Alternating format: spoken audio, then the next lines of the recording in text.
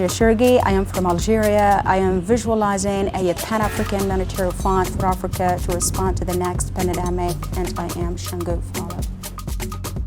The African continent is not yet able to negotiate on equal terms with international organizations, on equal terms with kind of big bodies like the World Health Organization, with IMF, with the World Bank, with many kind of with international donors and whatever. That's why what I'm thinking of is that kind of visualizing an alternative kind of reality.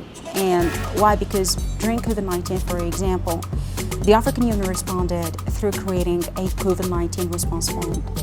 It was a monetary fund, and it was created kind of 1-2 months after the globe was hit by the COVID-19, so they were not really ready. So things came very hastily. World countries were taking care of themselves.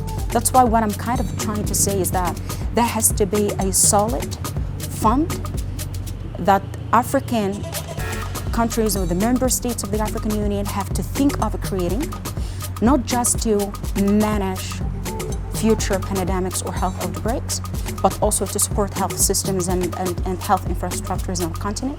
This alternative structure can help African nations build a solid ground that can grant them the capacity to maintain control over their resources, strike back to global injustices, prepare for future health outbreaks, and negotiate with international institutions and partners from a lens of the center, not from the lens of the periphery. Why? Because imposed kind of, as one of post-colonial legacies is that we were pushed into the periphery, and we have been speaking from the periphery for a very long time now. Not only when it comes to health systems, but it comes also to knowledge production, to technology, to different kind of disciplines. So we need to claim the center, and we need to speak from the center. But of course, we cannot do that if we don't have something in our pockets and our table with which we can negotiate. If you don't hold solid ground, decisions will be taken in your place.